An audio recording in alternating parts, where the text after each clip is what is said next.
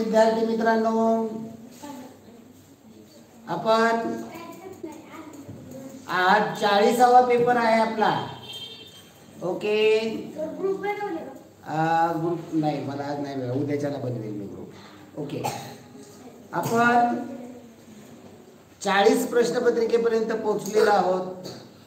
याच्यामधून आपल्याला चांगल्या पद्धतीनं रिझल्ट देखील यायला लागलेला आहे,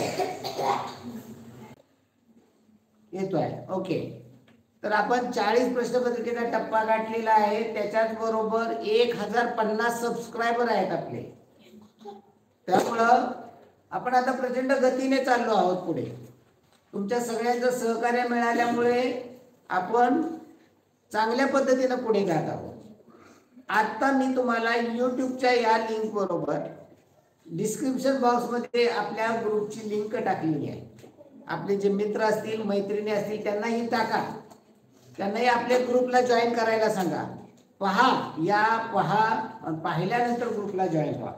ओके, कसं वाटते, काय वाटते ते पहा. त्यामधून निवडक मुलांचा आपण व्हॉट्सअपचा ग्रुप तयारी करणार आहे. त्याच्यासाठी आपण गुगल फॉर्मच्या स्वरूपात प्रश्नपत्रिका देणार आहे. ते पण आपलं काम सुरू होईल 1-2 दिवसामध्ये. त्याचीही अडचण येणार नाही. चला, आपण प्रश्नपत्रिकेला सुरुवात करूया. चला,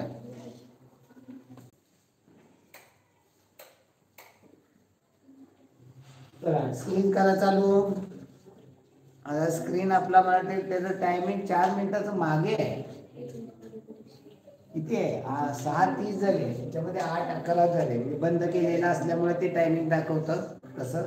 याचा अर्थ असं नव्हे की तो प्रश्न स्विच करून ठेवलेला असतो, त्यामुळे होतं तसं. चला,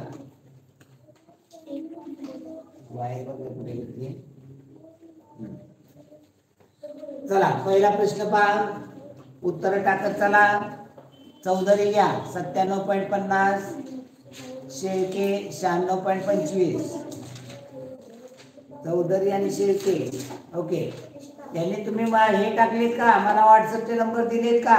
शेवटला मी बोलेल पुन्हा की कुणाचे मिळाले, कुणाचे मिळाले नाहीये. मला जर याला चॅट बॉक्स मध्ये टाकले तर मला सांगता येतील.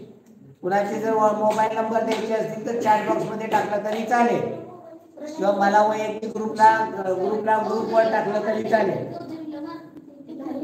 चौधरी 97.5. चला पहा, आपण प्रश्नाला सुरुवात करूया.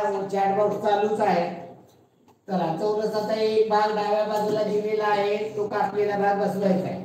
या ठिकाणचा आकार पहा, असा पॅरलल नाहीये, तो इकडे कमी आहे, इकडे जास्त आहे. म्हणजे या ठिकाणी रुंदी पाहिली आणि या ठिकाणी रुंदी पाहिली, तिरकस आकार आहे. या ठिकाणी मात्र काटकोन होतो, म्हणजे या ठिकाणी काटकोन झाला पाहिजे, इकडे विशाल कोन झाला पाहिजे. पर्याय कट पद्धत वापरा. पहिला कट होईल. या ठिकाणी हा जोडणारा आकार, या ठिकाणी जर हा असा जोडला तर आयत तयार होईल, म्हणून तिसरा कट होईल. राहिला दुसरा आणि चौथा. दुसरा आणि चौथा पहा. पर्याय 3 दिला तर आपण पर्याय कट पद्धत वापरतो.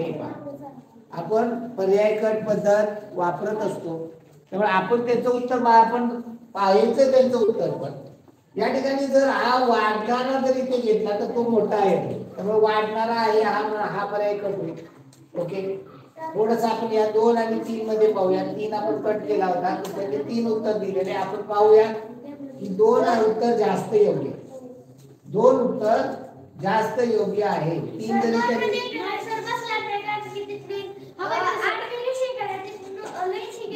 हे सेम आहे. इथे एका रेषेत आहे, या ठिकाणी हे एका रेषेत आहे. ओके, हे एका रेषेत पाहिजे. ओके, या ठिकाणी 2 मध्ये एका रेषेत नाहीये, हे असे एका रेषेत असे पाहिजे. त्यामुळे उत्तर बरोबर पर्याय क्रमांक 3.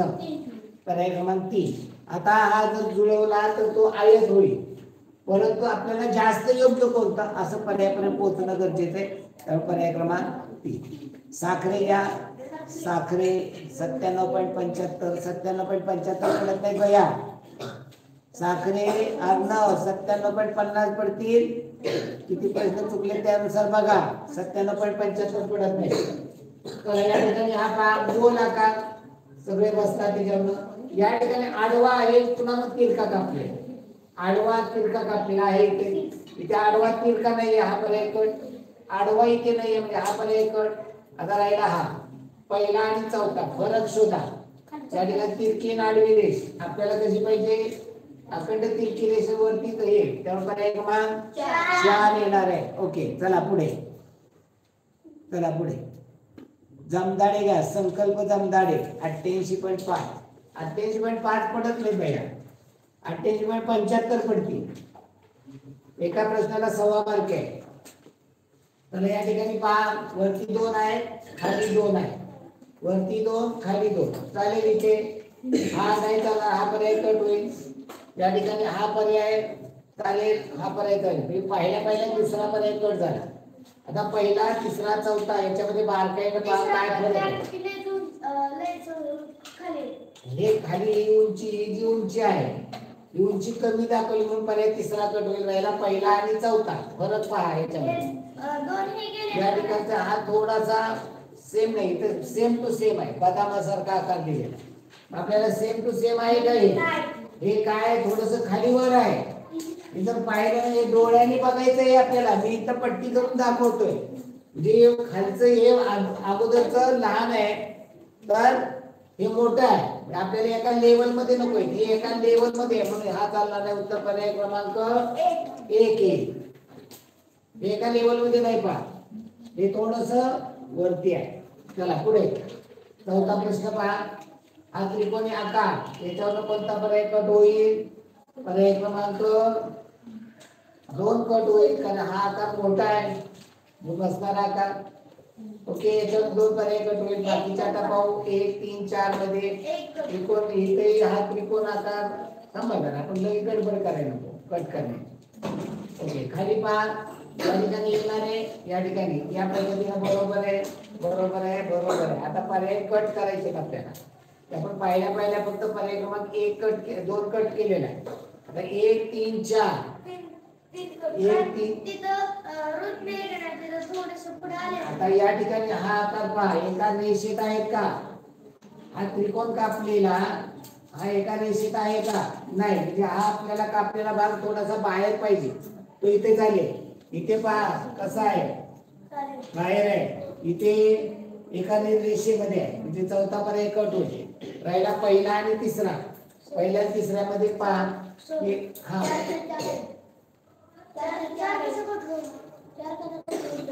बाहेर दिसतोय ना. ओके, बाहेर आहे, बाहेर आहे. म्हणजे फक्त आपण तिसरा पर्याय, दुसरा पर्याय तेवढा कट केलेला आहे. आता 1, 3, 4 सेम आहेत पर्याय. थोडस नजरेने बारकाईने बघायचं की हा त्रिकोण, हा त्रिकोण लहान आहे म्हणून हा पर्याय कट करू शकतो आपण. आणि तिसऱ्या चौथ्यामध्ये फरक पहा, ही लांबी, ही रुंदी आहे ना, ही रुंदी, ही रुंदी कमी जास्त आहे. इथे कमी आहे, इथे जास्त आहे. जेव्हा 2 पर्याय राहतात ना, तेव्हा या गोष्टी बारकाईनं पाहिजे. सगळ्या गोष्टी, कुठल्या गोष्टी बारकाईनं पाहिजेत हे समजून घ्या. ओके, शेळके घेतले का मार्क? 96.25. आणि रनवर साखरे घेतले का? चला आता पाहूया. त्यामुळे उत्तर पर्याय क्रमांक याच्यावरनं पाहिलं तर पर्याय क्रमांक 4 येते. हा कापलेला भाग मोठा पाहिजे, तो या ठिकाणी कमी आहे म्हणून हा बसणार नाही. चला पुढे 5 ते 8 मध्ये काय म्हणलेलं आहे? पहिल्याचा प्रश्नाकृती दिलेला आहे, चौथ्या आकृतीमध्ये रिकामी जागा सोडलेली. पहिल्या 2 आकृतीमध्ये जो संबंध आहे तो तिसऱ्या चौथ्यामध्ये. आता या ठिकाणी रंगवलेला भाग, रेषा असणारा भाग डावीकडे, इथे उजवीकडे जातो. आता या ठिकाणी उजवीकडे आहे तो डावीकडे होणार आहे, त्याच्यावर पर्याय क्रमांक 2 कट होणार आहे. बाकीच्या आहेत, इथं रेषा आडव्या आहेत, आडव्याच इथं उभ्या आहेत, उभ्याच रेषा पाहिजे, तर पर्याय क्रमांक 4 हा कट होईल. पहिला आणि तिसरा आडव्या रेषा आहेत म्हणून कट होईल. उत्तर येईल पर्याय क्रमांक 4 येणार आहे. चला पुढे पहा, अर्धा भाग रंग रेषा आहे, पाव भाग. आता इथं पाव भाग आहे, याचाही निम्मा भाग 1/4 1/8 रंगवलेला पाहिजे. त्याच्यावर दुसरा आणि चौथा पर्याय कट होईल. आता पहिला आणि तिसरा राहिला, फरक आहे उभ्या रेषा, आडव्या रेषा. इथे पहा, उभ्या रेषा होत्या त्या कशा झाल्या? आडव्या. इथं आडव्या रेषा त्या कशा होतील उभ्या. त्या पर्याय क्रमांक 1 येणार आहे. चला पुढे या ठिकाणी पहा ही आकृती आणि या आकृतीचं पाण्याचं प्रतिबिंब होऊ शकेल किंवा 180 अंशात फिरवलं असेल होऊ शकेल. पाण्याचं काय अडचण काय अडचण पाण्याचं सॉरी ते पाण्याचं म्हणजे हे उलट पाहिजे. ती उभी रेषा आहे त्याच पाण्याचं झालं असं म्हणू शकतो. तर 180 अंशात फिरवलं तरी हे उलट होणार आहे. इथं उलट झालेलं नाही म्हणजे हा भाग असा ठेवला म्हणजे या ठिकाणी हा चौकोन असा ठेवायला पाहिजे. बाकीचं तुम्ही पाण्यातलं करू शकता. याचं पाण्यातलं केलं तर वरती पाय होतील त्यामुळे तिसरा पर्याय कट वरती पाय आणि हा चौकोन हा जो आयत आहे तो जसा आहे तसा राहणार. वरती आता एक वरतीच हात पाहिजे त्यामुळं तिसरा कट होईल सॉरी दुसरा कट होईल चौथा कट होईल. उत्तर पर्याय क्रमांक 1 येणार आहे. अवघड प्रश्न बरोबर आहे. खूप छान. चला 7वा प्रश्न 8वा प्रश्न घ्या.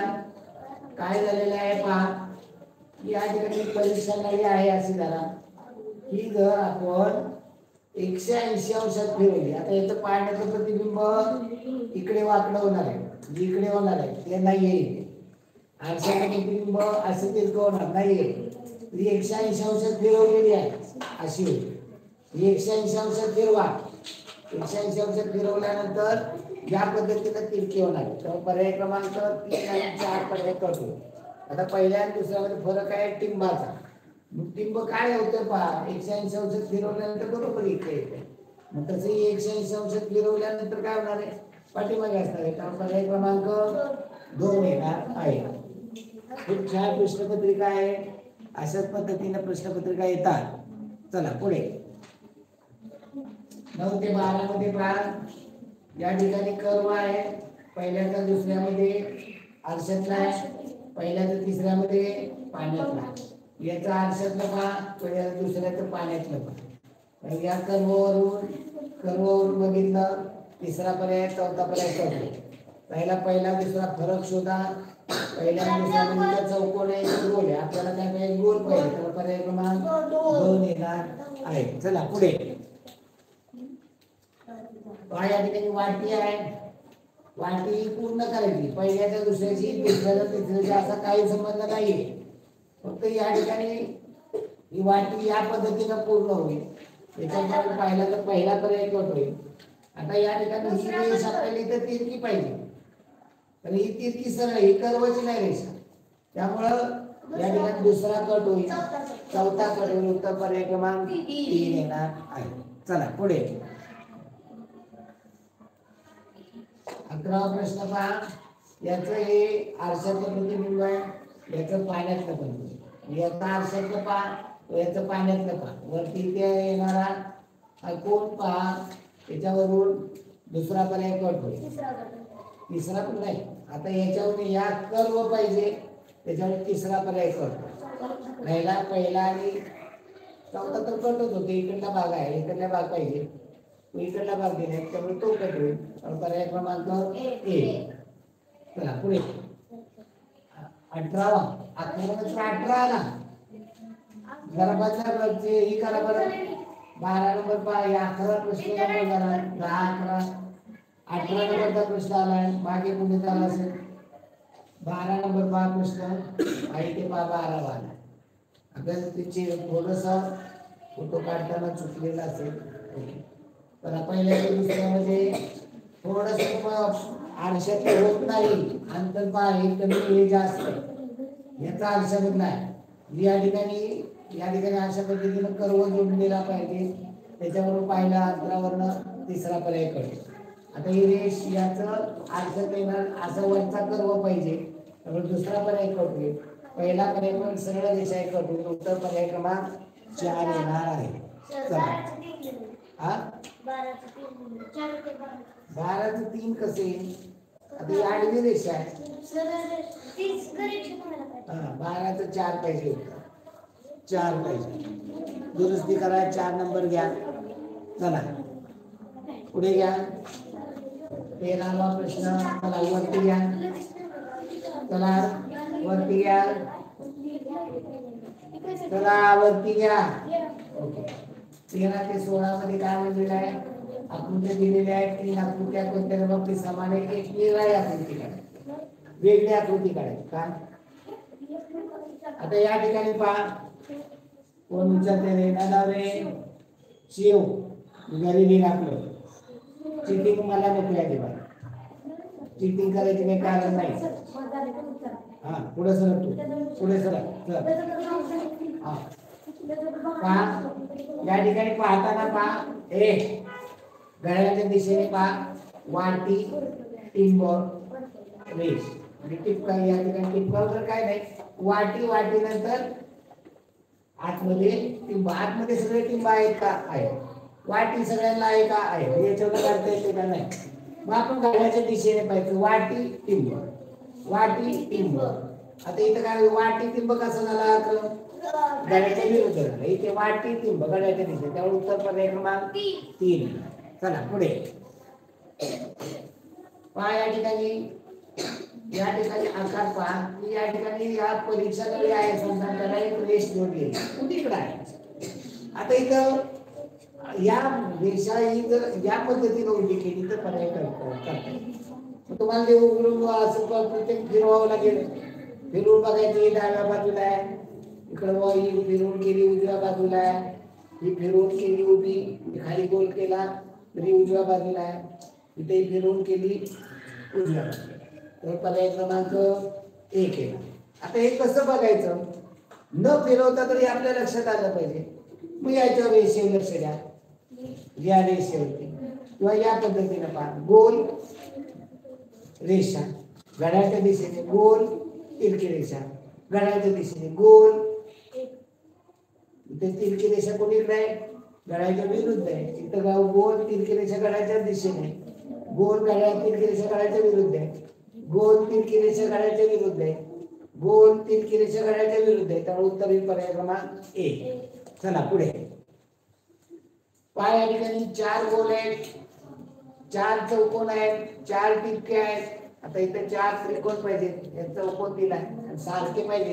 यातला हे 2 त्रिकोण वेगळे, हा काटकोन त्रिकोण, हे लघुकोन त्रिकोण, हा चौकोन. त्यामुळे पर्याय क्रमांक 4.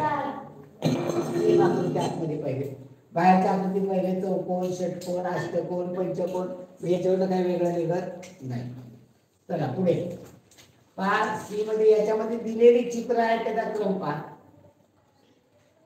याच्यामध्ये स्टार जे फुल आहे, याच्यामध्ये फुल दिलेलं नाही, याच्यामध्ये फुल आहे, याच्यामध्ये फुल आहे.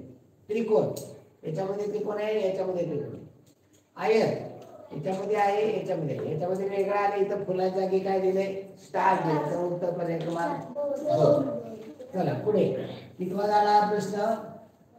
16. ओके 17वा प्रश्न. कारण ते मागे पान पुन्हा जावं लागणार आहे आपल्याला. 17 ते 20 मध्ये रेषेच्या डाव्या बाजूला एक प्रश्नाकृती दिलेली आहे, उजव्या बाजूला उत्तराची आकृती दिली आहे. त्यापैकी उत्तराची प्रश्नाकृतीची हुबेहूब जुळणार आहे. तर या टोपीवरनं तिसरा पर्याय कट, दुसरा कट, चौथा कट. तर याला पहिला तिसरा फरक आहे तर पाहिजे का? नको. हा कट उत्तर पर्याय क्रमांक 3. चला पुढे पहा या ठिकाणी 18. याच्यामध्ये वेगळी आकृती काढायची आपल्याला, हुबेहूब जुळणारी आकृती. पहा ही चोच इथे आहे, इथे आहे का? हा कट इथे आहे, इथे उलटी चोच दिली, हा कट राहिला पहिला आणि तिसरा. फरक पहा, इथे तिरकी आहे. पर्याय कट होईल पर्याय क्रमांक 1. चला पुढे 19वा पान. त्रिकोण बाण दिलेला, त्रिकोणात बाण, कोपऱ्यापासून निघालेला त्रिकोणातला बाण इथे आहे, इथे नाही. बाण इथे व्यवस्थित नाही. राहिला पहिला आणि चौथा. फरक पहा, आडवी रेषे इथे परीक्षा नळी. आपल्याला परीक्षा नळी पाहिजे पर्याय क्रमांक 4. चला गुड. ओके छान उत्तर देत चला. चला गुले किती वाजले? चला पुढे प्रश्न पहा. या ठिकाणी पहा गोल आहे, तो मोकळा गोल आहे, भरीव, मोकळा भरीव, मोकळा भरीव, मोकळा भरीव. इथं भरीव मोकळा त्यामुळे वेगळी पर्याय कट होईल. आणि इथे रेषा पहा इथे 1 2 3 4 म्हणजे मोकळा आणि भरीच्या मध्ये 4 रेषा आहेत, इकडे 3 आहेत. म्हणजे फक्त याच्यावर लक्ष द्या, 4 रेषा, 4 रेषा आहेत, 3च रेषा कट होत, 4 रेषा आहेत, 4 रेषा आहेत, पण या ठिकाणी रेषा हा तर कट केला आहे, कारण इथं वरी होता पाया, इथं पोकळ पाहिजे होता. चौथा कट झाला, दुसरा कट झाला, तर राहिला पहिला तिसरा. फरक शोधा. वरती 3 आहे, इथं 4 दिले, हा पर्याय कट, उत्तर पर्याय क्रमांक 3. तर हे 30वा प्रश्न घ्या. हे प्रश्न आपल्याला 3 दिले, चौथी जागा मोकळी ठेवलेली मालिका आहे. आता काय झालंय पहा, अधिकचं चिन्ह आहे, गुणिलेचं चिन्ह, अधिकचं चिन्ह आहे, आतमध्ये गुणिलेचं चिन्ह पाहिजे, पर्याय क्रमांक 3 कर. आता रेषा पहा, एकच रेषा आहे, इथे आडवी झाली, 2 झाल्या, इथे अजून एक रेषा म्हणजे 4 रेषा झाल्या. इथं दुप्पट होऊ शकतात किंवा 2 वाढले असं होऊ शकतं. एक चिन्ह ओके, 2 वाढल्याच नाही. इथे एक रेषा होती, इथे 2 झाल्या, इथे 4 झाल्या, म्हणजे 4 ची दुप्पट 8 होणार आहे. 8 गुणिलेचं चिन्ह 8 रेषा पाहिजे. त्यावरून आपल्याला दुसरा पर्याय कट होतो की इथं 8 रेषा नाहीयेत. आपण पहिल्या अगोदर कोणता पर्याय, पहिला तिसरा कट केला होता. आता राहिला पहिला आणि चौथा. पहिल्या आणि चौथ्यामध्ये पहा कोणता योग्य होईल. आतल्या गुणिलेचे चिन्ह हे व्यवस्थित नाहीये, ते व्यवस्थित पर्याय क्रमांक 4 मध्ये आहे. 8 रेषा आहेत, 8 रेषा आहेत. आता या ठिकाणी पहा, गुणिले चिन्ह या रेषेला जोडून आलं पाहिजे होतं. इथं गुणिले चिन्ह पहा, या ठिकाणी रेषेला जोडून, इथं अधिकच्या चिन्हाला उभ्या रेषा आहे, या गुणिलेच्या चिन्हाला यायला पाहिजे. हा 2 आहे, कारण ते प्लस आहे ना, ते दुसऱ्या आकृतीला असं व्हायला पाहिजे, ते उभं दिले चौथं एक येते. कुठलं काय उभं दिलंय, गुणिलेचं चिन्ह आहे का नाही, चौथं पर्याय उभं दिले. हे गुणिलेचं चिन्ह या ठिकाणी हे उभं दिलेलं आहे. हे असं नसायला पाहिजे, हे या पद्धतीनं गुणिलेचं चिन्ह पाहिजे, पण ते कसं आहे पहा, या ठिकाणी असं म्हणजे या एक रेष जुळले ठीक आहे, पण इथं काय झालेलं आहे, दोन्ही रेषा जुळलेल्या आहेत, आतमध्ये गेलेल्या, त्यामुळं तो पर्याय करतो. उत्तर पर्याय क्रमांक 1. चला पुढे काय झालेलं आहे, चौकोनात त्रिकोण आहे. आता ही टोप्या घातली, खालनावरनं टोपी, खालनावरनं सेम टोपी, खालनावरनं टोपी, खालनावरनं टोपी असतात. आता इथे पहा, या पद्धतीनं आहे. कोणत्या वर्षात पिढी अशी झाली, या वर्षात पिढी अशी झाली, म्हणजे कशी होणार आहे का, आडवी पाहिजे, पहिला आणि दुसरा पर्याय करतो. दुसरा एका लेवल मध्ये नाही, म्हणून दुसरा करतो. आता आतली चिन्ह पहा, चौकोनात त्रिकोण आहे, त्रिकोणात चौकोन, चौकोनात त्रिकोण आहे, काय होईल, त्रिकोणात चौकोन, त्यामुळे पर्याय क्रमांक 4 येणार आहे.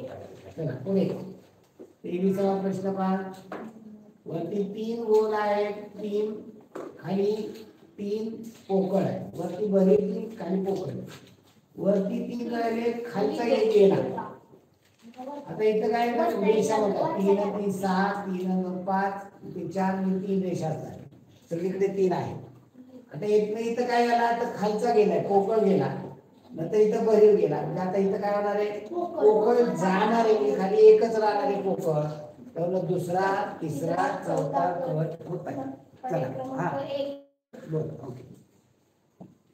वेगळं स्पष्टीकरण असेल तर बोलत चला बरं का.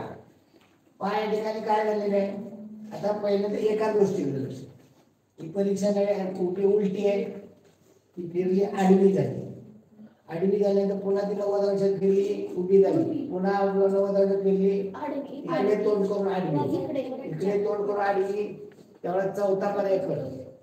आता त्यातले चिन्ह पहा, 3 फुल्या, 3 गुणिलेचे चिन्ह आहे, इथं 3 अधिक चिन्ह, तर 2 गुणिले 2 अधिकची पाहिजे, त्याला पहिला कट.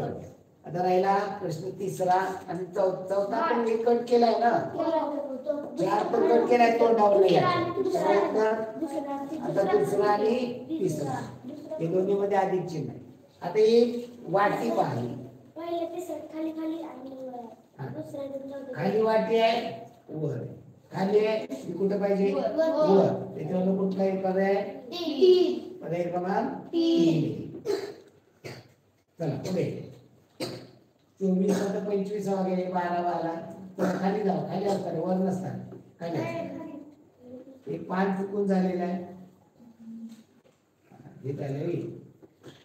चला 25 ते 28 आरशाप्रती TXL एल चा जे तोंड आहे उजवीकडे ते डावीकडे होईल, डावीकडे एल फक्त पर्याय क्रमांक 4 मध्ये. एवढं सोपंही येतं, फक्त तुम्ही विचार करा. गुले 99.50 पडत नाही गुले मार्क. 99.50 कसे पडतील? पडले तर 100 पडतील किंवा 98.75 पडतील. किती प्रश्न चुकले? 99.50 पडू शकत नाही. चला या ठिकाणी वरचा गोल वरतीच राहणार आहे, त्याच्यावरून पहिला पर्याय कट, तिसरा कट, पहिला दुसरा आणि चौथा फरक शोधा याच्यामध्ये.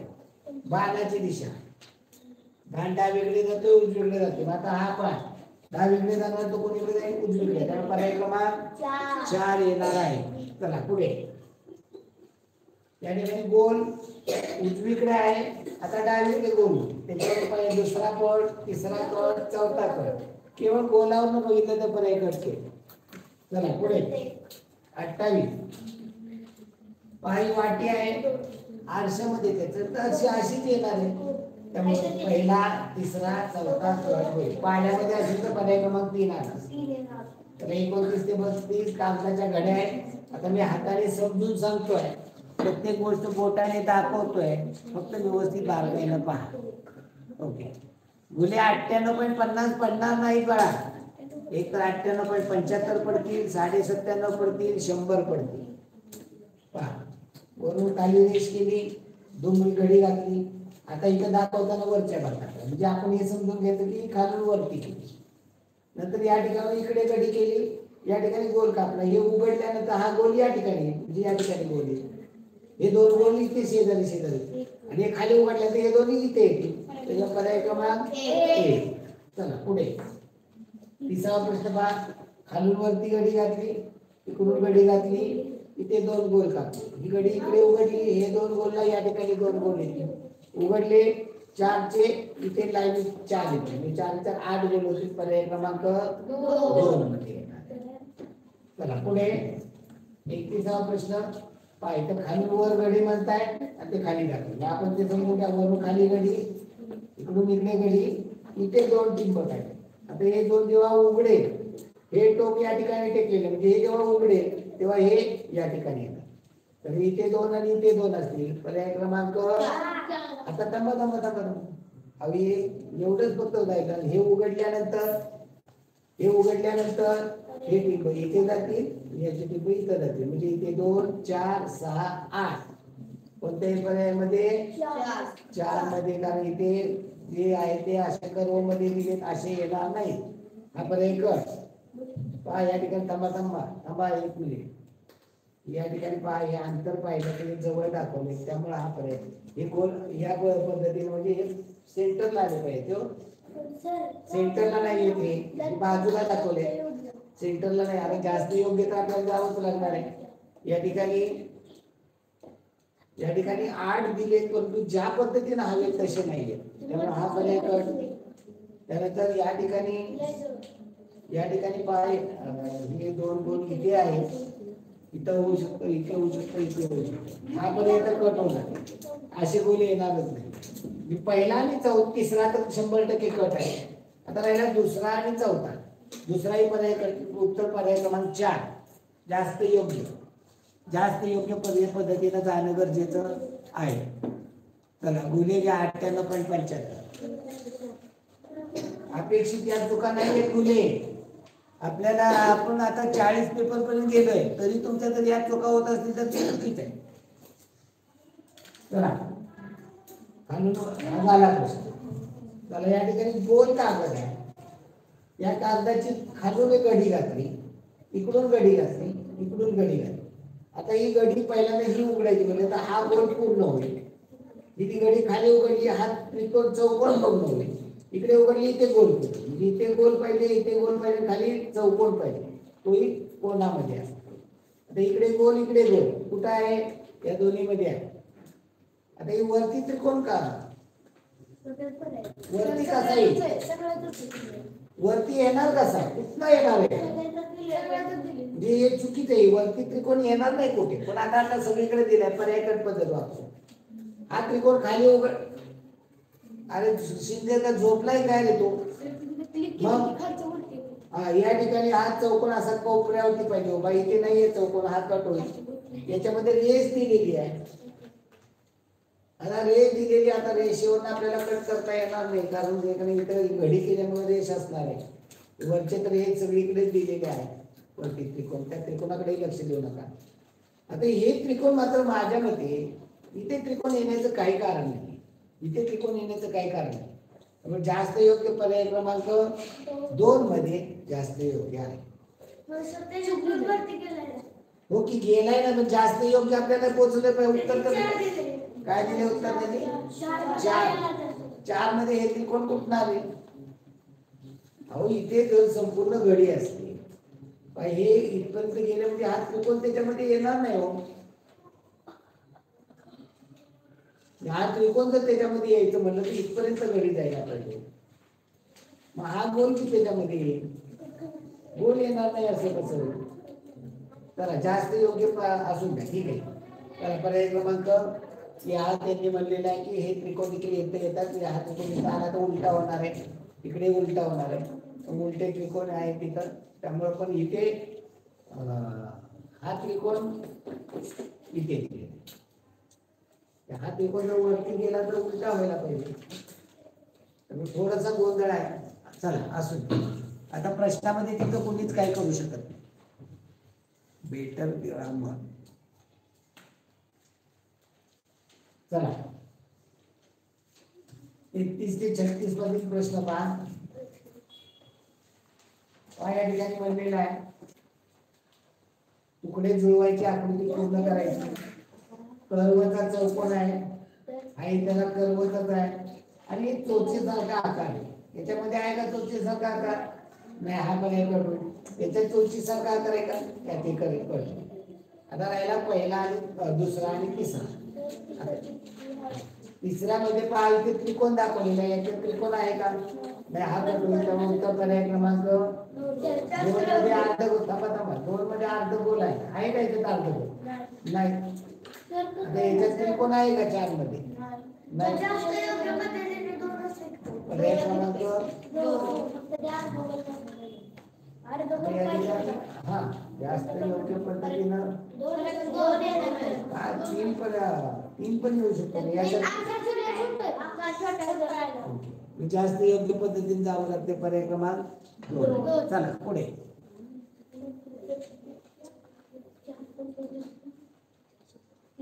चला पुढे पहा या ठिकाणचा हा चौकोनाकार पहा हा चौकोन पहा हा त्रिकोण 2 चौकोन आणि 1 त्रिकोण या 2 चौकोन आहेत का सगळे त्रिकोण हा पर्याय करतो सारख्या करायचे तर आहे का हे नाही हाही पर्याय करतो आता 2 चौकोन आणि 1 त्रिकोण पाहिजे याच्यामध्ये आयत दिले असे नकोय पर्याय क्रमांक 3 येणार आहे चला पुढे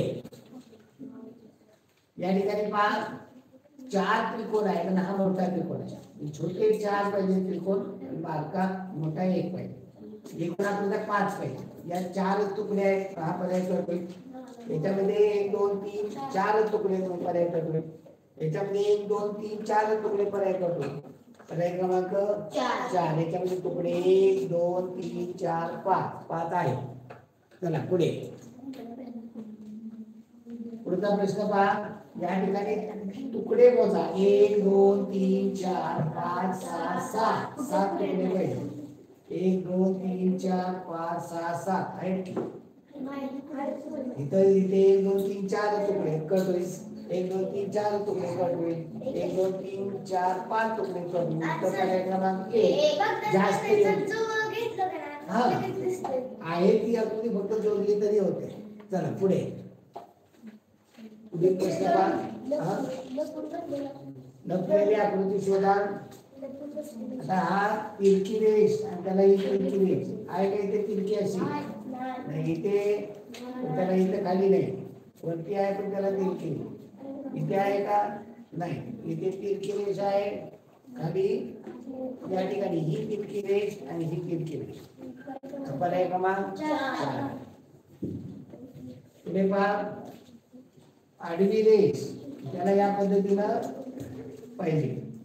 आडवी रेष या पद्धतीनं जी आहे त्याचा अँगल जुळत नाही. आहे त्या तिरक्या रेषा पण हा अँगल जुळत नाही. आता या ठिकाणी पहा, इथं आहे इथं अशी तिरकी रेष नाहीये. आता इथे पहा, इथे आहे पर्याय क्रमांक 3 मध्ये आहे. इथे त्याला तिरक्या रेषा नाहीये, तर पर्याय क्रमांक 3. चला पुढे.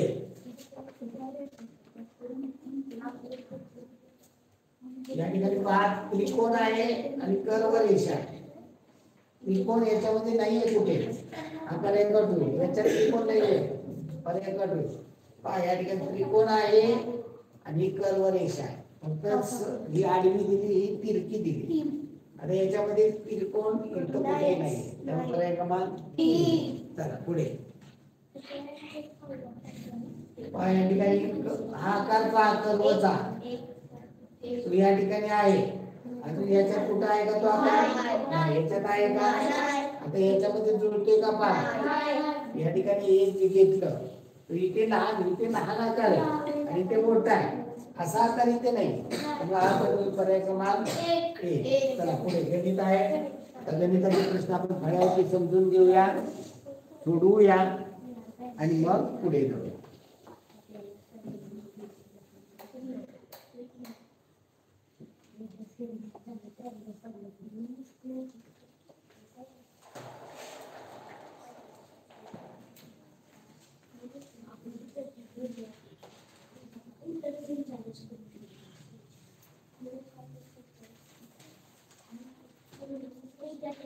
पान नंबर किती आहे रे?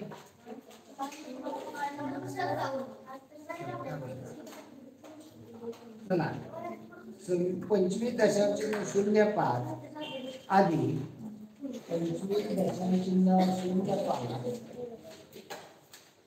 हे 2.505 आधी 0.2505 जे काय आहे 25.05.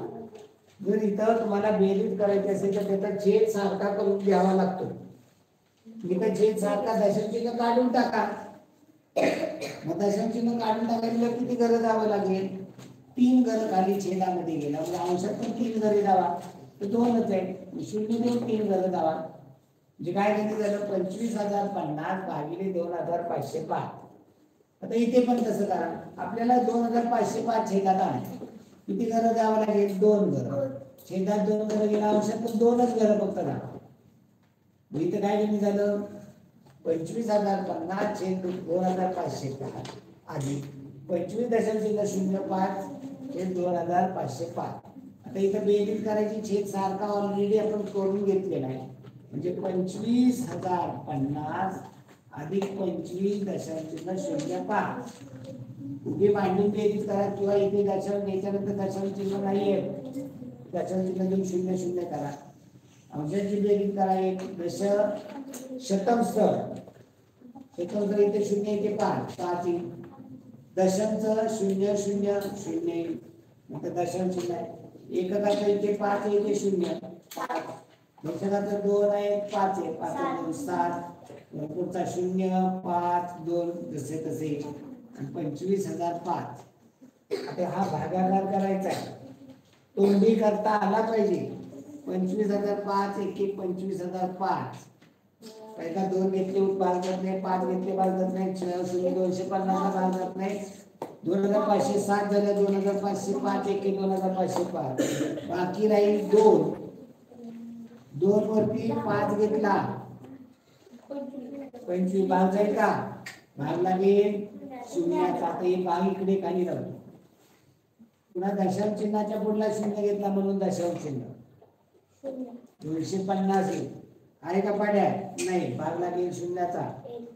खाली 250 बद्दल 0 घेऊन 250, त्यावरती 5 घेतला होतो 2,505 1 2,505. उत्तर 10.01 येणार आहे. पुढे पहा, सोमवारी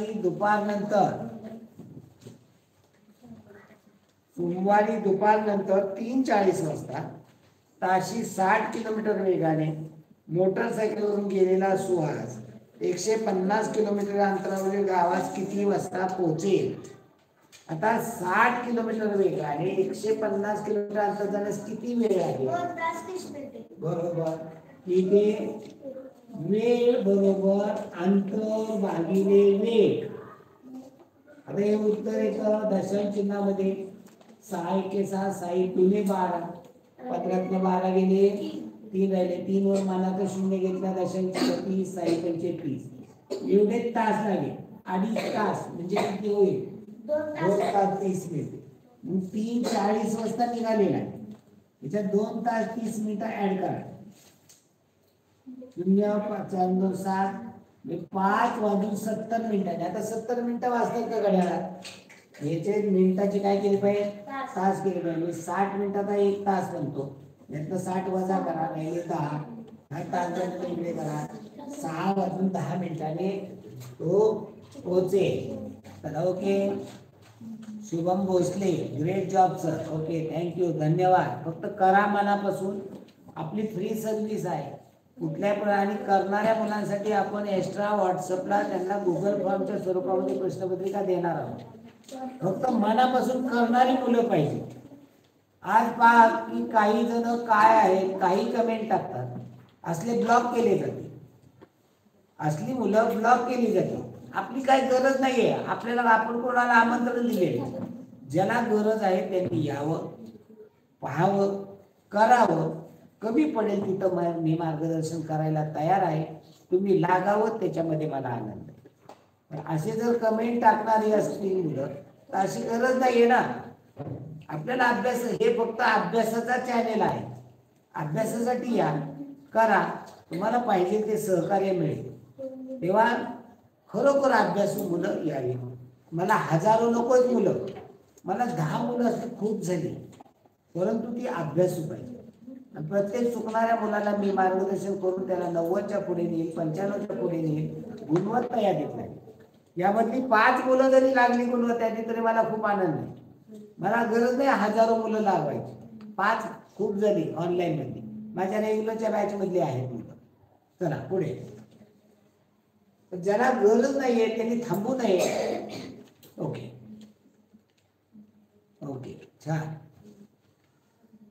16 वजा 16 अधिक 16चा 25%.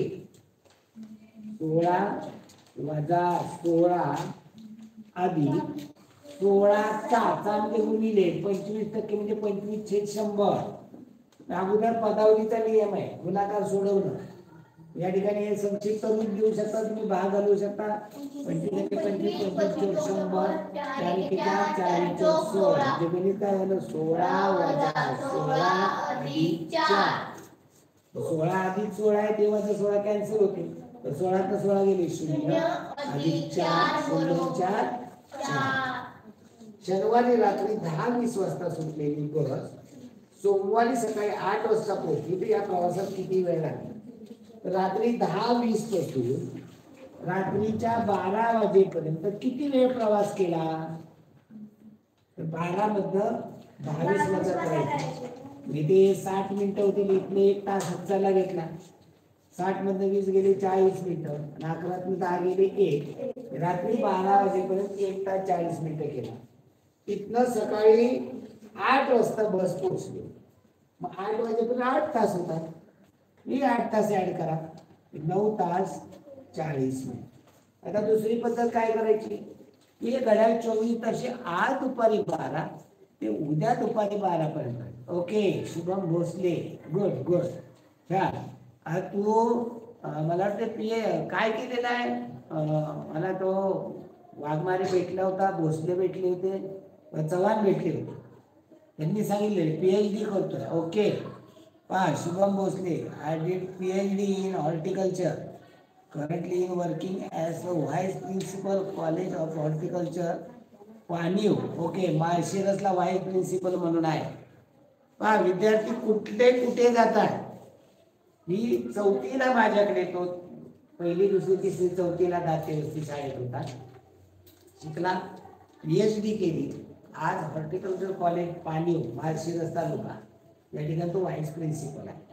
अशी कितीतरी मुलं आहेत आपली की जी मुलं करतात, मनापासून जिद्दीनं करतात. त्यांना आपला सलाम आहे की त्या मुलांसाठी आपण किती कष्ट करायला तयार आहोत. ओके, छान.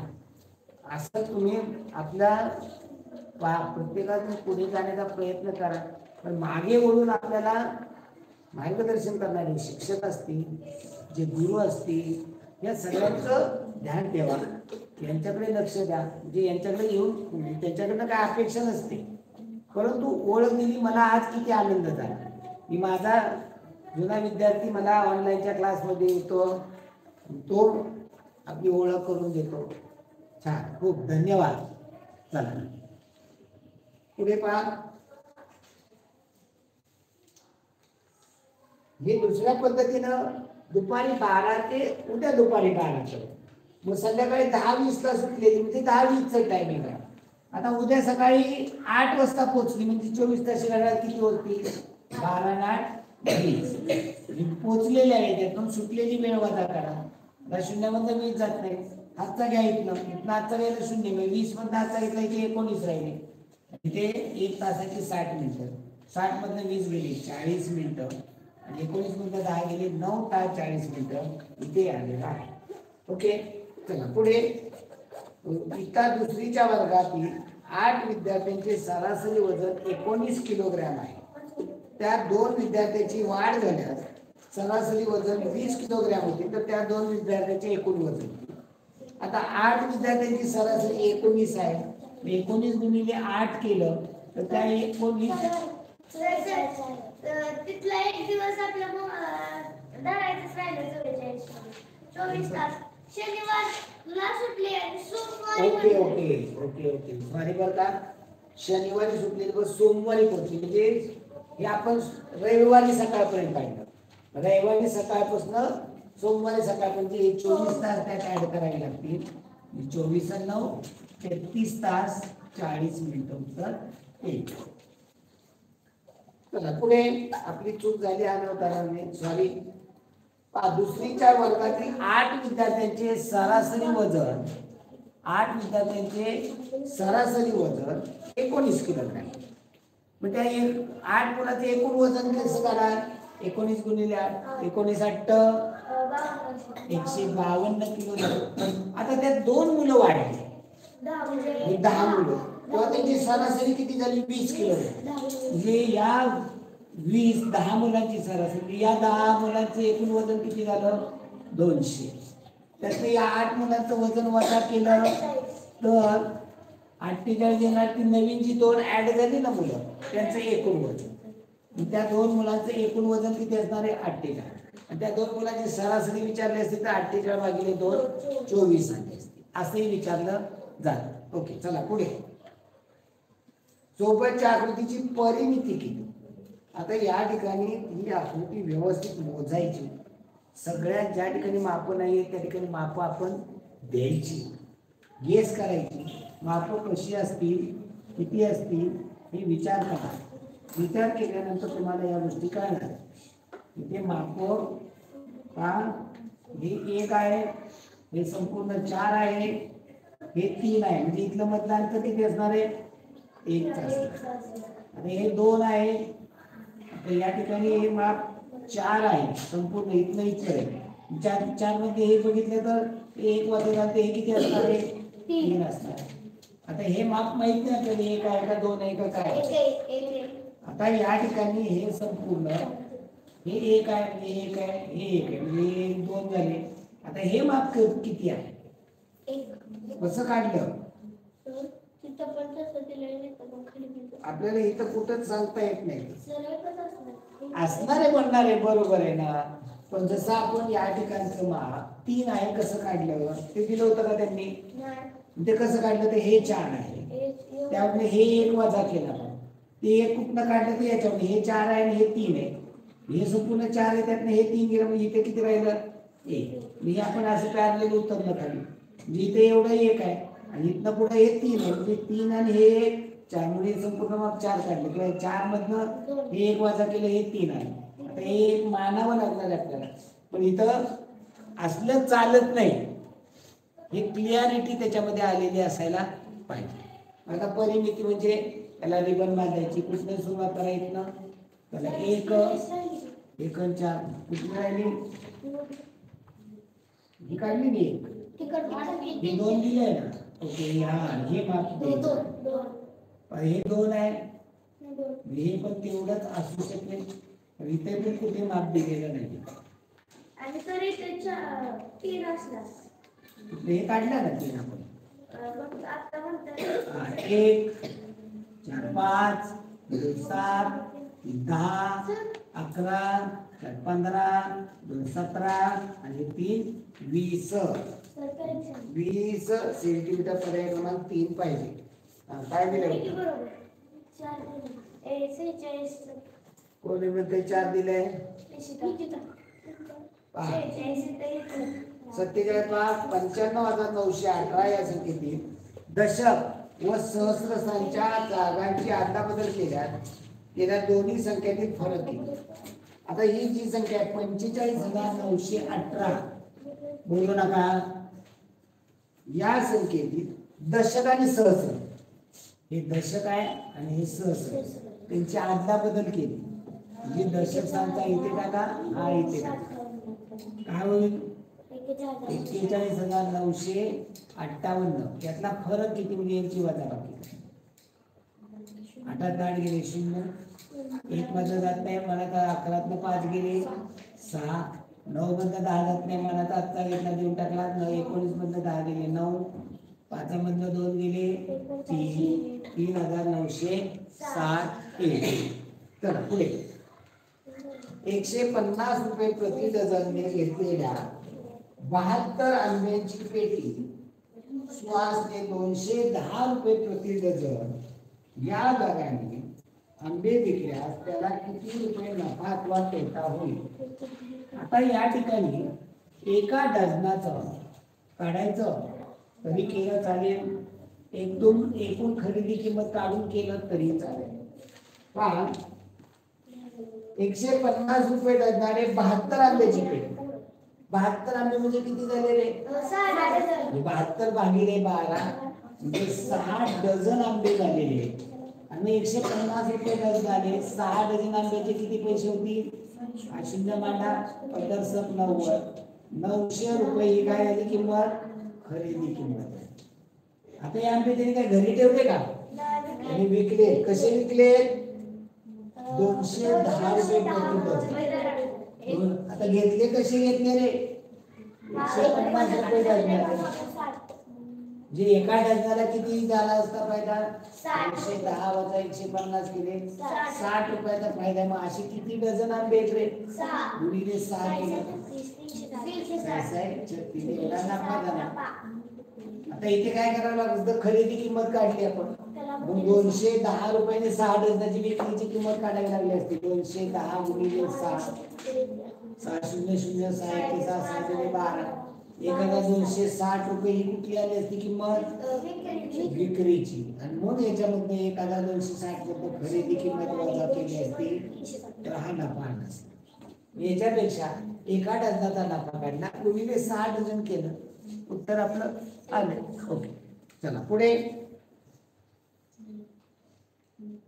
एका पाण्याच्या हौदाची लांबी रुंदी उंची अनुक्रमे 2.5 मीटर 0.5 मीटर आणि 1.5 मीटर आहे, तर त्या हौदात किती पाणी मावे. आता इथे हौदाचं घनफळ काढायचं. घनफळ म्हणजे लांबी गुणिले रुंदी गुणिले उंची. लांबी आहे 2.5 मीटर गुणिले रुंदी आहे 0.5 मीटर आणि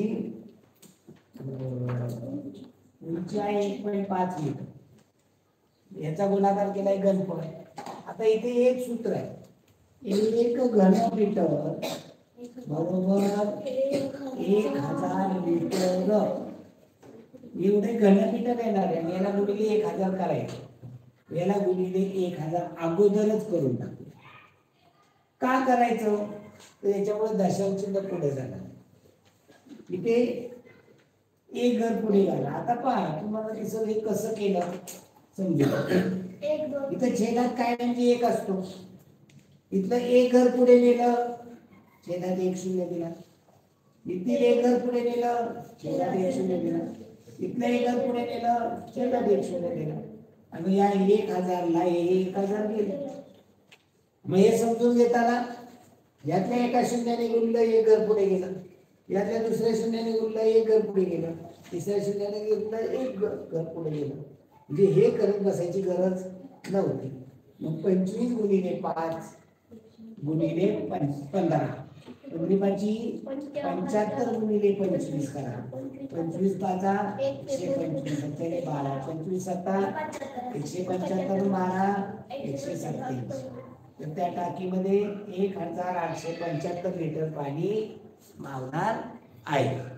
चला पुढे पहा. लांबीच्या निमपट रुंदी असणाऱ्या खोलीची रुंदी 2.4 मीटर. तर त्या खोलीत लागणाऱ्या फरशीचे क्षेत्रफळ आकृती काढा. लांबीच्या निमपट रुंदी किती 2.4. लांबी किती असणार आहे रुंदीची दुप्पट असणार आहे. तर 4.8 ची निमपट 2.4 होती. फरशीचं क्षेत्रफळ लांबी गुणिले रुंदी म्हणजे 2.8 ते 4.8 गुणिले 2.4 दशांशचिन्ह नाही असं समजा. गुणाकार करा. 24 8 92 192 2 कोणी 24 चौक 96 96 मध्ये कोणी ठेवायचं 96 9 105 105 आणि 10 115 दशांशचिन्ह इथे काही इथे दोन संख्येच्या अगोदर उत्तर काय 11.52 चौरस मीटर. पर्याय क्रमांक 4. पुढे पहिलीच्या दुप्पट म्हणजे दुसरीच्या वर्गापासून दोन्ही वर्गाचा पट समान आहे. इथं पहिलीच्या वर्गात 30% म्हणजे 15 मुली असल्या दुसरीच्या वर्गातील मुलींची संख्या किती. आता पहा पहिलीच्या वर्गात 30% म्हणजे 15. आता इथे कसं काय माहित नाही संख्या x 5 दोन पद्धती सांगतो मी तुम्हाला. x च्या म्हणजे गुणिले 15% बरोबर 30. ही एक मांडणी आहे. दुसरी एकमान पद्धतीमधली मांडणी शिंदे दप्तर घेऊन आपलं घर गाठ लक्ष नाहीये. हा माझ्यासाठी किंवा आई वडिलांसाठी करू नको. करायचं असेल तर सिरियसली कर. एका संख्येच्या 15% म्हणजे 30 मुली झाल्या. मग आपल्याला त्या वर्गाचा पट काढायचा. एक्स ला मोकळा करायचा. हे भागिले 100 तिकडे गेले गुणिले 15 तिकडे गेले भागिले. म्हणजे एका पहिलीच्या वर्गात 30% म्हणजे 15 मुली. तर मांडणी चुकली. 30% 15% म्हणजे झाले 30% म्हणजे 30°/100 म्हणजे 15 मुली. एक्स ला मोकळा करा. एक्स बरोबर हे 15 हे भागिले 100 तिकडे आले गुणिले 100 होतील भागिले 30. 15 1 15 15 गुणिले 30 1 5 10 वरती 0 म्हणजे 50 पट आहे. कुठल्या वर्गाचा पहिलीच्या वर्गात. पहिलीच्या वर्गामध्ये 30% म्हणजे 15 मुली म्हणजे पट येणार आहे. आता दुसरीचाही पट तेवढाच आहे. पण वर्गातील मुलींच्या दुसरीच्या वर्गातील मुलींची संख्या काय पहिलीच्या दुप्पट आहे. पहिलीच्या वर्गात किती मुली आहेत 15. मग दुसरीच्या वर्गात किती मुली असणार आहे 30 मुली असणार. ते काहीच गरज नाही. पण काढायची काही गरज होती का काहीच गरज नव्हती. का पहिलीच्या वर्गात त्यांनी सांगितलं होतं 15 मुली. दुसरीच्या वर्गात 20 मुलं. हा आपल्याला इथं दुरुस्ती केली. मुलींची संख्या नाही तिथं खोट आहे. मुलांची संख्या विचार म्हणजे 30 मुली येणार आहे. मुलं किती असणार आहेत एकूण पट 50 आहे. म्हणजे इथं पट काढावा लागतो. आणि 50 नंतर 30 गेले 20 मुलगी असणार आहे. मुलगी 20 आहे. चला पुढे 8% वार्षिक व्याजाच्या दराने घेतलेले 500 रुपये 1.5 वर्षानंतर व्याजासहित किती रुपये द्यावे लागतील. 1.5 वर्षाचं व्याज काढायचं 500 रुपयाचे. मग गुणिले 8% कालावधी 1.5 वर्ष. कसं म्हणाल 1.5 वर्ष 1.5 5 3/2 मांडलं तरी चालेल. 1.1/2 मांडलं चालेल का सोडवताना? काय केलं होतं? 3/2 केलं होतं ना, भागिले 100. आता इथे हा दशम चिन्ह काढून टाकायचं. दशम चिन्ह घेतलं हे 2 शून्य वाढलं. इकडे 2 शून्याला 2 शून्य गेले. 5 एके 5, 5 दोन्ही 10, 2 एके 2 चोक 8, 15 चोक 60 रुपये व्याज आलं. परत देताना किती द्यावे लागतील? 560 रुपये. का नुसते 60 रुपये देऊ चालेल? नाही. हा एका पदावली आहे 18 अधिक महिरपी कंसात 5 अधिक 7 गुणिले कंसामध्ये 4 वजा 2 वजा 6 महिरपी कंस पूर्ण. आता याच्यामध्ये नियम काय आहे? पहिल्यांदा सगळ्यात आतले कंस सोडवायचे. मग सगळ्यात आतला कंस त्या ठिकाणी 4 वजा 2 हा सोडवावा लागेल. मग 18 अधिक महिरपी कंसात 5 अधिक 7 गुणिले 4 गुणिले 2 वजा 6. आता इथे गुणाकार करावा लागेल अगोदर. 18 अधिक महिरपी कंसात 5 अधिक 7 दुने 14 वजा 6. आता इथे 18 अधिक आता महिरपी कंस सोडवू शकतो. 5 अधिक 14 19, 19 मधनं 6 गेले 13, 18 अधिक 13 31. ओके चला पुढे. एका भाजी विक्रेत्याने मेथीच्या 10 पेंड्या 50 रुपयास विकल्यास त्याला 10 रुपये नफा होतो. तो शेकडा नफा. आता 50 रुपये विक्रीची किंमत आहे, मग 10 रुपये नफा. मग खरेदीची किंमत किती येईल? 50 मध्ये हे 10 वजा केले विक्री वजा नफा, मग खरेदी किंमत येते. खरेदी किंमत किती येणार आहे? 40 रुपये. खरेदी किंमत. आपल्याला शेकडा नफा विचारलाय. शेकडा नफ्याचं काय सूत्र आहे? नफा गुणिले 100 भागिले खरेदी किंमत 40 रुपये. इथे एका शून्याला 1 शून्य घालवा. 4 ने 4 गुणे 8 4 25, 25% नफा आहे. ओके चला पुढे पहा. अपूर्णांक उत्तर त्या क्रमाने मांडायचे. हो हो माहिती हुशार किती आहेत मला माहिती आहे. फक्त आम्हाला मार्कच निघत नाही. पोपट बोलायला नुसते मिठू बोलताय. 9/8 9/12 9/7 आणि 9/16 हे अपूर्णांक उत्तर त्या क्रमाने मांडायचे. उत्तरता. आता इथं सगळ्यात मोठा अगोदर मांडायचा, नंतर लहान, नंतर लहान, नंतर सगळ्यात शेवट लहान. आता यातला सगळ्यात मोठा कोणता हे शोधावं लागेल. आता सगळ्यात मोठे सगळीकडे 9 तुकडे मिळाले. मग इथं बघा जिथे मोठे 9 मिळाले ती आपल्याला जागा. मग इथं जिथं मोठे तुकडे आहेत. आता पहा 8 मध्ये एका वस्तूचे 8 तुकडे केले, एका वस्तूचे 12 केले, एकाचे 7 केले, एकाचे 16 केले.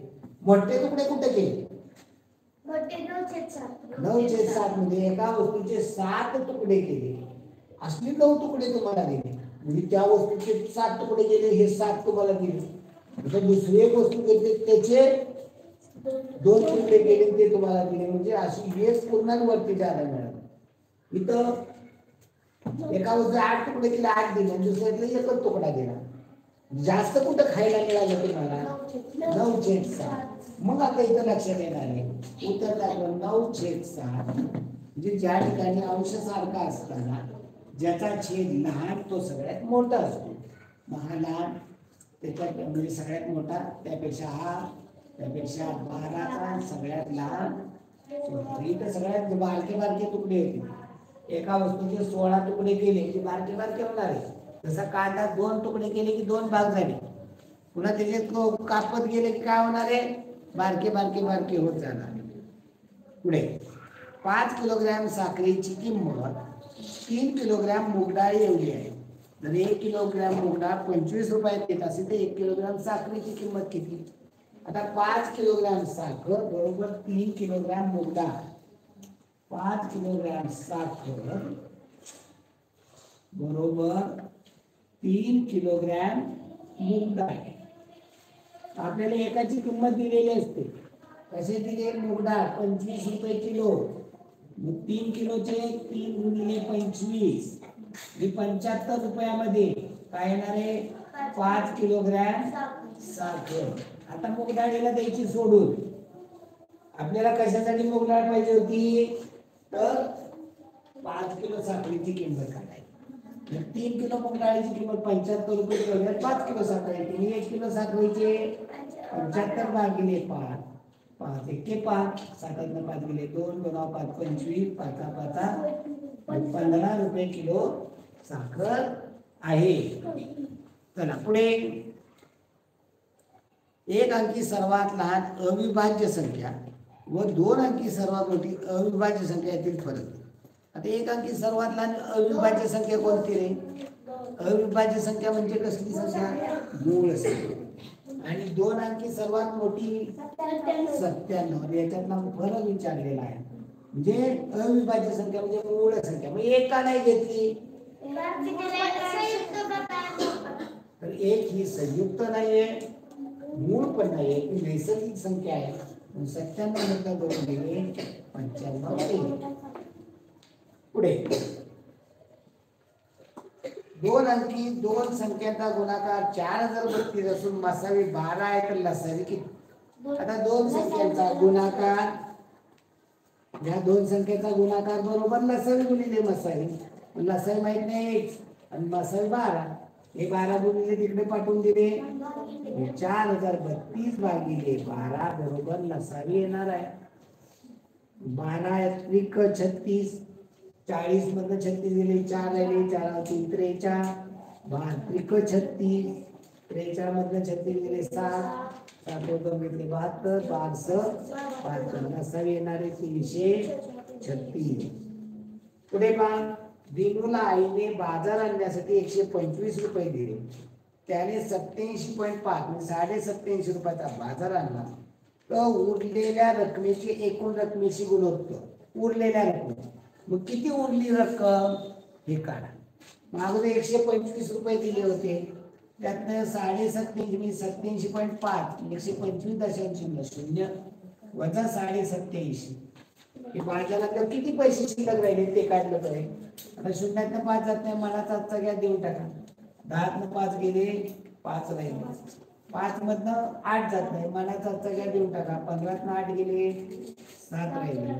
12तनं 9 गेले 3 म्हणजे 37.5 रुपये. आणि एकूण रक्कम काय म्हणजे उरलेल्या रकमेची. मग उरलेली रक्कम 37.5. उरलेली अगोदर जे म्हणलेले ते घ्यायचं. उरलेल्या रकमेचे एकूण रकमेची एकूण किती होते? 125. म्हणजे 37.5 ला 125 अशी मांडणी पाहिजे. आता इथं संक्षिप्त रूप द्यायचे आपल्याला. आता इथे एक लक्षात दशांश पहिल्यांदा काढतात. गोंधळ करतात. एक जर इथला पुढे घेतलं इथे 1 0. आता दशांश काढून टाकला. आता अडचण आहे का? नाही. आता 125 ने 125 3 375. 125 1 125 0 0. गुणोत्तर काय येईल? 10 हे गुणोत्तर येणार आहे. पुढे पहा. आलेखावरचा प्रश्न आहे. सोबतच्या आलेखावरून ए व ई यांच्या सरासरी पगारा इतका पगार कोणाचा आहे? ए चा पगार किती आहे रे?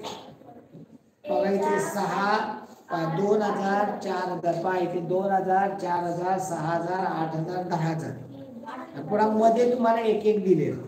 आता इथं ए चा पगार किती रे? 6000 ना 8000 मध्ये रेष आहे 7000. म्हणजे 7000 पेक्षा जास्त ना 8000 पेक्षा कमी. आता इथं मध्ये मग 7500 मानावं लागेल. केला तर मग मध्ये धरावं लागेल. नाही तर मग तो आता याचं उत्तर काय होते? मग त्याच्यावर दुरुस्ती करू. ती काय दिलं याचं? बघू मी इथे 8,000 मानून एचा पगार नाही 7,550. नाही 7,500 मानावं लागेल. एक तर इथे काय भाग कसे केले पहा 2,000 याच्यामध्ये 4,000 6,000 8,000. आता इथं काय केले मध्ये तुम्हाला भाग दिले किती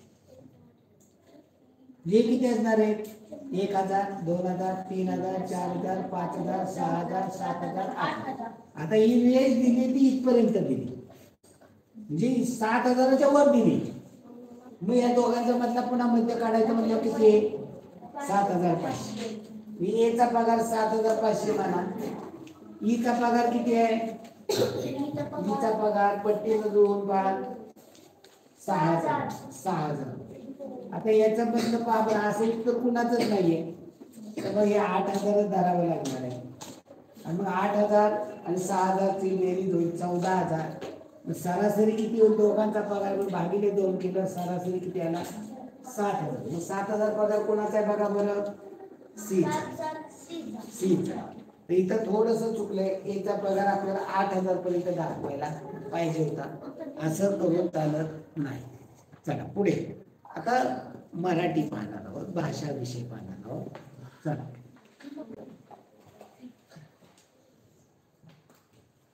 चला एक करा चालू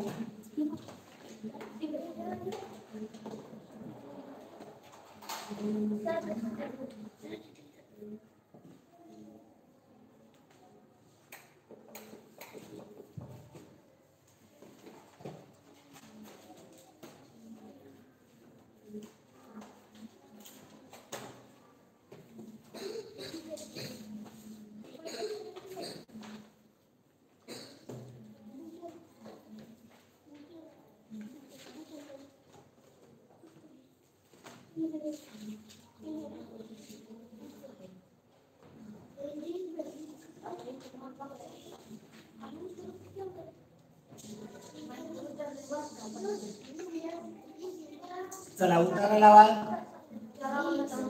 पहिला उतारा 4 ओळीचा आहे. हृदय म्हणजे पंपाप्रमाणे काम करणारा एक खास स्नायू आहे. त्याचे काम कधी खंडित होऊ शकत नाही. ज्याचं हृदय बंद पडलं म्हणजे तो पंप बंद पडला तो राम नाम सत्य आहे. ओके. प्राणवायूने समृद्ध असे रक्त शरीरामध्ये वाहत ठेवणे हे त्याचं काम. रक्त फिरत ठेवायचं काम त्याचं असतं.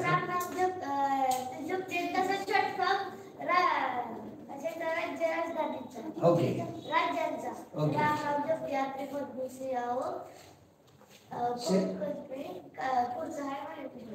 लिहून आणली ते दाखवू आपण सगळ्यांना सांगितलं. शरीराच्या सर्व पेशींना प्राणवायूचा अखंड पुरवठा हवा असतो. विशेषतः मेंदूतील पेशींना प्राणवायूचा पुरवठा थांबला तर त्यानंतर ते 4-5 मिनिटात मेंदूतील पेशी जिवंत राहतात आणि सर्व शरीराचे मरण ओढवते. आमच्या आईच्या बाबतीत हेच झालंय की मेंदूला रक्ताचा पुरवठा पुरेसा होत नाही. त्यामुळं डोक्यामध्ये ज्या भागात मेंदूला पुरवठा होत नाही तो भाग डेड होतो. अशा पद्धतीनं त्यामुळं त्या आमच्या आईचा हात पाय व्यवस्थित काम करत नाही. म्हणजे पूर्ण नाही ते झालं पण रक्ताची गुठळी अडकली असेल ब्रेन स्ट्रोक त्याला म्हणतात असं घडलेलं असावं. आता डॉक्टरांच्या हातात आहे आपल्या हातात काय आहे. चला हृदयाबाबतचे खात्री कोणते विधान बरोबर नाही या नाहीला असा गोल केला पाहिजे पेपर सोडवता म्हणजे ते लक्षात राहतं. आपण बरोबर आहे असं समजून उत्तर काढतो तर नाही म्हणलेलं आहे. प्रत्येक भाग शरीराच्या सर्व पेशींना प्राणवायू पुरवणे हे त्याचे मुख्य काम आहे का. रक्त पुरवणे म्हणजे रक्तामधनं शुद्ध रक्त गेलं की त्यामुळे प्राणवायू पुरवला जातो म्हणजे बरोबर आहे. तो एक खास प्रकारचा स्नायू आहे बरोबर आहे. तिसरं ते आकाराने खूप मोठे असते नाही. तुमचं हृदय केवढं आहे माहितीये तुम्हाला तुमच्या बंद मुठी एवढं. तुमच्या हाताची मूठ जेवढी, लहान बाळाचं बाळ त्याची मूठ केवढी आहे तेवढं त्याचं हृदय. तुमच्या मुठीची बंद करा एवढं तुमचं हृदय. मोठ्या माणसाचं त्याची मूठ आहे तेवढं त्याचं हृदय. म्हणजे तुमच्या मुठी एवढं हृदय आहे. म्हणजे ते खूप मोठं आहे का? नाही. चला पुढे. त्याला रात्रंदिवस विश्रांती न घेता शरीराच्या सर्व भागांना रक्त पुरवावे लागते. बरोबर आहे. त्यामुळे चुकीचं कोणतं येणार आहे? पर्याय क्रमांक 3. एखाद्या माणसाची हृदयक्रिया थोडा वेळ खंडित झाली तर त्याला काय होईल? काही मिनिटातच मरेल. पुन्हा एकदा हृदय बंद पडलेलं पुन्हा सहसा कधीही चालू होत नाही. तो मृत्यू पावतो. पुढं. आता काही वेळामध्ये जर लगेच उपचार केले तो पहिल्यांदा तो बेशुद्ध पडेल. मग त्याचं हृदय पंपिंग केलं, मी त्याच्या प्रथम उपचार सांगितले कसं करायचं. त्याला जीवन संजीवनी म्हणतात. कशी करायची? तर आपल्या हाताच्या मध्ये या बोटामध्ये ही बोटं गुंतवायची आणि हे त्याच्या छातीवरती ठेवायचं, बरकड्यावर, छातीवर, हृदय जिथं आहे तिथे. आणि ते पंप असं खाली वर करायचं. मिनिटाला 120 जाईल पण 50-60 वेळा या गतीनं आपण ते खाली वर करायचं. बरकड्यावर त्याच्या मोडतील इतक्या जोरात नाही, नाहीतर तुम्ही जाता प्रथमच्या बरकडे करायला त्याच्या बरकड्या मोडून ठेवता. तसं करायचं. तर ते याला म्हणतात जीवन संधी.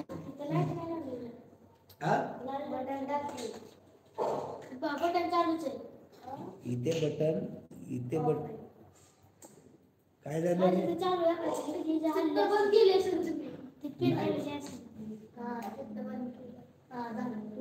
उलटी जोडले तुम्ही काय केले? रोज ही पिन इकडे असते, ही पिन इकडे असते. तुम्ही आज उलटे केल्यामुळे ही ट्यूब चालू राहिली. जे हे घडायला नव्हतं पाहिजे होतं ना. हे बटन कशाचं आहे? याचं आहे, ट्यूब. चला पहा. तर ही जीवन संजीवनी याला म्हणतात जीवन संजीवनी. उतार्यातील म्हणजे माणसाची हृदय क्रिया थोडा वेळ खंडित झाली तर त्याचा मृत्यू होईल. बेशुद्ध पडेल परंतु त्याच्या अंगामध्ये काही मिनिटात तो मरण पावेल. म्हणजे हे योग्य आहे, तो काही मिनिटात मरण पावेल. उतार्यातील अखंड शब्दाचा अर्थ अजिबात न थांबता चालू राहणे. सर्व काळ स्थिर राहणारी संख्या नव्हे, जे बदलत नाही असे काहीतरी असं नाही, पुन्हा होणाऱ्या गोष्टी नाही, तर ती कायमस्वरूपी चालू असते. तुमचा जन्म झाल्यापासून जे हृदय चालू असतं हे थांबतं, त्या वेळेस तुमचा मृत्यू झालेला असतो. पुढे.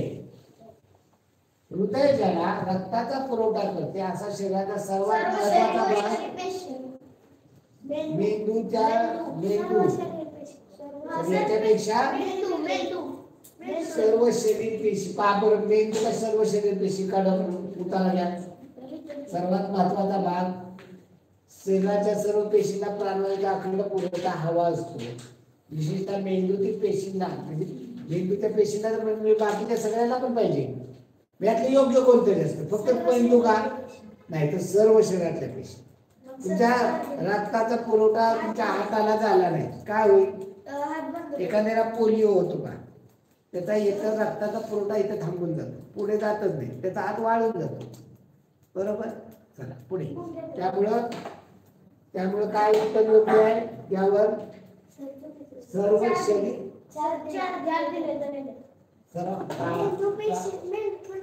एक मिनिट. सर्वात महत्वाचा भाग म्हणलेले हो, भाग संपूर्ण सर्वात महत्वाचं काय आहे असं म्हणलं असतं. भागच्या ऐवजी महत्वाचं काय आहे म्हणलं असतं तर मग सर्व पेशी आलं असतं. इथे सर्वात महत्वाचा भाग म्हणलेले. भाग कोणता? तर मेंदू हा सगळ्यात महत्वाचा भाग. चला पुढे. सर्व रक्त पुरवणे या हृदयाचे दुसरे कार्य. रक्त पुरवणे नुसतं एवढंच नाही तर त्याबरोबर दुसरं कार्य काय? तर प्राणवायू मिसळून ते शुद्ध करणे त्याचं काम नाहीये.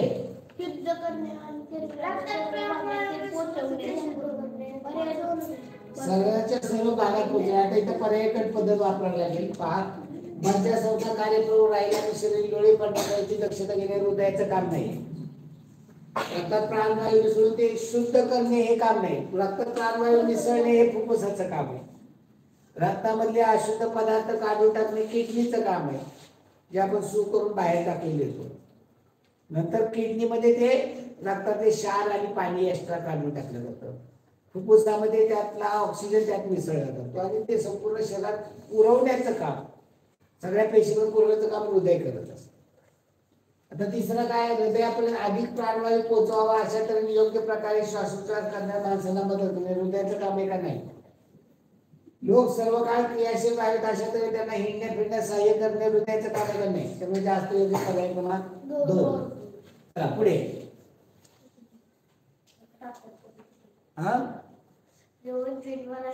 समुद्रगुप्ताच्या कारकिर्दीत वाङ्मय म्हणजे तुमचं साहित्य सगळे म्हणजे लेखन केलेलं कला नाही. वाङ्मय म्हणजे साहित्य म्हणजे तुम्ही लिहिलेले ग्रंथ वगैरे, कविता वगैरे.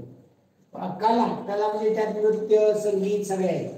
शास्त्र म्हणजे सगळी शास्त्र आहेत, रसायनशास्त्र, भौतिकशास्त्र, बायोलॉजी वगैरे सगळं. विज्ञान यांचा भरभराटीचा काळ समजला जातो. या काळाला सुवर्ण युग असेही म्हटले जाते. मुद्रा राक्षस हे नाटक गुप्त काळात लिहिले गेले. कालिदास गुप्त काळातच प्रसिद्धीस आला. अजिंठ्याची लेणी गुप्त काळातच कोरली गेली. हा चीनी प्रवासी गुप्त काळात भारतात येऊन पाहणी करून गेल्याचा उल्लेख आहे. भारतातील अनेक राजांना जिंकून समुद्रगुप्ताने आपले राज्य जवळजवळ भारतभर पसरवले. कालिदासाने मेघदूत ही त्याच काळात लिहिली. आर्यभट्ट हा प्रकार गणित तज्ञ याच काळात झाला. समुद्रगुप्ताच्या काळात सुवर्ण युग होत. पुढे समुद्रगुप्ताच्या काळात कशाची भरभराट झाली. वाङ्मय नाही, वाङ्मय, कला, शास्त्र, विज्ञान सगळ्याचे. चला पुढे. गुप्त काळात कोणते नाटक लिहिले गेले. मुद्रा राक्षस हे नाटक आहे. हे कालिदास हा लेखक आहे. मेघदूत हे काव्य आहे. रामचरित्र पण ग्रंथ आहे. गुप्त काळात भारतात कोणता चीनी प्रवासी गेला. हा मैल पण दिलाय. भारतात कोणाचे राज्य भारतभर पसरले. पुढे कोणत्या गणित तज्ञाचा उल्लेख उतारण्यात आलेला आहे. हा गणित तज्ञ. पुढे सध्या आपल्या समाजातील भिन्न संस्थांची कर्तृत्व शून्यता दिसून येते. ती त्या संस्थापुरती किंवा तिथल्या अधिकाऱ्यांपुरतीच आहे. अशा भ्रमात आपण राहणे धोक्याचे आहे. या संस्था म्हणजे सर्व समाजापुढे ठेवलेले आरसे आहे. त्यात आपले प्रतिबिंब आहे. हे सर्व समाजाने व विशेषतः सुशिक्षित बुद्धिजीवी मध्यम वर्गाने ध्यानात घेतले पाहिजे. या वर्गाचे आम्ही लोक नावाला फक्त सुशिक्षित आहोत. मनाने, बुद्धीने, म्हणूनच कर्तृत्वाने आम्ही जुन्या भोळसट, भाबड्या व भोंगळ युगातच असतो. शाळा कॉलेजात आम्हाला भूमिती, व्याकरण, विज्ञान इत्यादी अर्वाचीन विषय शिकवतात. पण त्यापैकी एकाचेही संस्कार आमच्या मनावर खोलवर झालेले नसतात.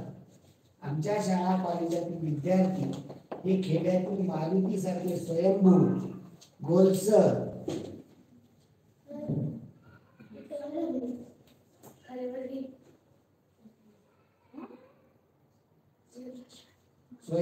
गोलसर व निराकार आहे. नव्या युगाची छिन्नी त्याच्या चालवलेली नाही. नव्या युगाचे संस्कार होऊन त्यांना आकार आलेला नाही. नव्या शेंद्राचे लेपाटे त्यांच्यावर बसत नाही असे नाही, बसतात, पण आतले पहिले लेपाटे तसेच असतात आणि त्यामुळे त्यांच्या बुद्धीवर एक झाड कवच येऊन बसलेले असते. सध्या समाजातील संस्थात काय दिसून येते. कर्तव्य शून्यता.